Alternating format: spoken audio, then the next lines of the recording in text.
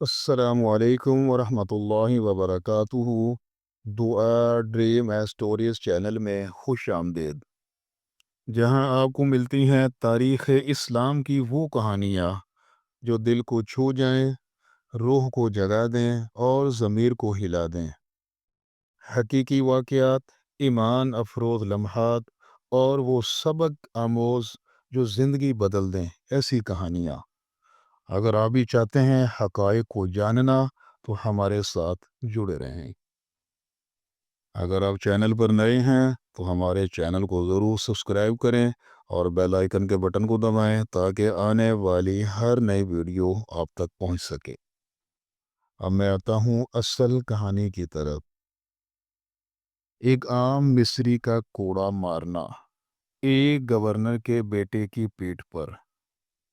وہ لمحہ جب خلیفہ وقت نے کہا شریف خاندان کے بیٹے کو مارو، اور پھر وہ جملہ جو قیامت تک کے حکمرانوں کے لیے تازیانہ بن گیا، تم نے کب سے لوگوں کو غلام بنا لیا جبکہ ان کی ماؤں نے انہیں آزاد جنا تھا۔ یہ صرف ایک واقعہ نہیں، عدل کی وہ چنگاری ہے جو آج بھی دلوں کو روشن کر سکتی ہے۔ خلافت راشدہ کا دور اپنے عدل و انصاف کے حوالے سے دنیا کی تاریخ میں ایک سنہرا باب رکھتا ہے۔ حضرت عمر بن خطاب رضی اللہ عنہ کے عہد خلافت میں ایک ایسا واقعہ پیش آیا جس نے قیامت تک کے حکمرانوں کے لیے عدل کا معیار قائم کر دیا۔ یہ واقعہ مصر میں پیش آیا، جہاں حضرت عمر بن عاص رضی اللہ عنہ امیر المؤمنین حضرت عمر فاروق رضی اللہ عنہ کے مقرر کردہ گورنر تھے۔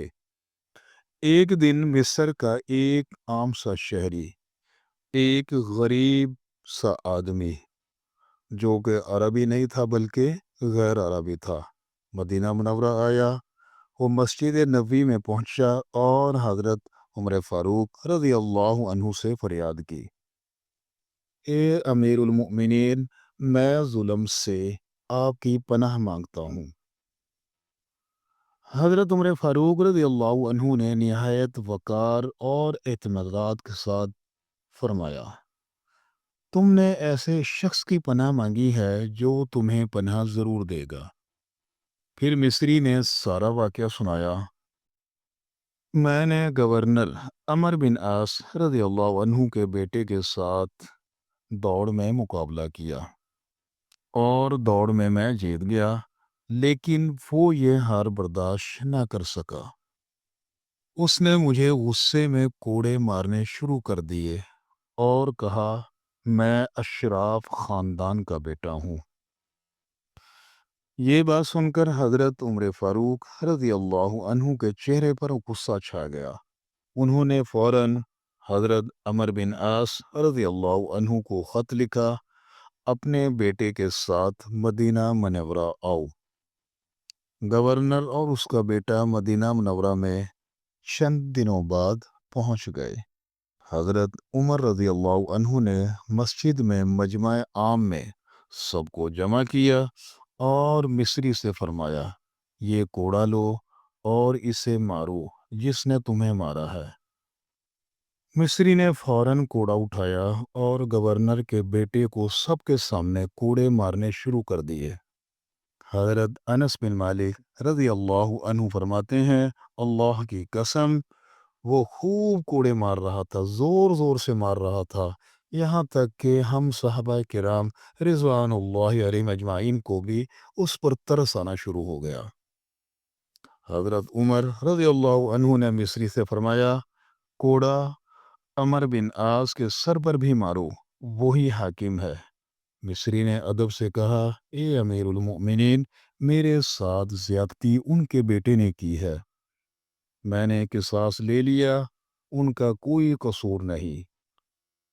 اس پر حضرت عمر رضی اللہ عنہ نے حضرت عمر بن عاص رضی اللہ عنہ کو مخاطب کیا اور وہ تاریخی جملہ کہا جس نے عدل اسلامی کو پوری دنیا کے سامنے بلند کر دیا، تم نے لوگوں کو کب سے غلام بنا لیا جبکہ ان کی ماؤں نے انہیں آزاد جنا تھا۔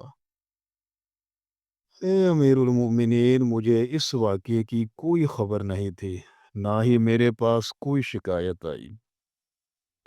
یہ واقعہ صرف ایک مظلوم کو انصاف دلانے کی کہانی نہیں، بلکہ یہ ایک حکمران کے لیے سبق ہے کہ اقتدار میں ہونے کے باوجود عدل اور مساوات کو کیسے قائم رکھا جائے۔ حضرت عمر رضی اللہ عنہ نے نہ صرف ظلم کے خلاف آواز اٹھائی، بلکہ ظالم کو اس کے کیے کی سزا دلوا کر قیامت تک کے لیے عدل کا معیار قائم کر دیا۔ اب میں آپ کو بتاتا ہوں اس کہانی سے ہمیں کیا سبق ملتے ہیں۔ نمبر 1، عدل صرف عدالت میں نہیں، حکمرانی کے ہر مقام پر ہونا چاہیے۔ دوسری چیز، اسلام رنگ، نسل، قوم اور خاندان کی برتری کو نہیں مانتا۔ تیسری چیز، حکمران اگر خود عدل پر قائم ہو تو رعایا محفوظ ہو جاتی ہے۔ چوتھی چیز، ظلم برداشت کرنا بھی ایک طرح سے ظلم کی حمایت ہے، اس کے خلاف آواز بلند کرنا ضروری ہے۔ پانچویں چیز، اسلام میں عام شہری بھی حاکم کے بیٹے کو سزا دے سکتا ہے اگر وہ مظلوم ہو۔ میرے بھائیو، ہمیں بھی چاہیے کہ زندگی کے ہر معاملے میں ہم بھی عدل سے کام لیں، چاہے وہ دوستوں کا معاملہ ہے، رشتہ داروں کا معاملہ ہے، ہمسایوں کا معاملہ ہے، ہر چیز میں انصاف سے قائم لیں۔ اللہ تعالی ہمارا حامی و ناصر ہو۔ السلام علیکم ورحمۃ اللہ وبرکاتہ۔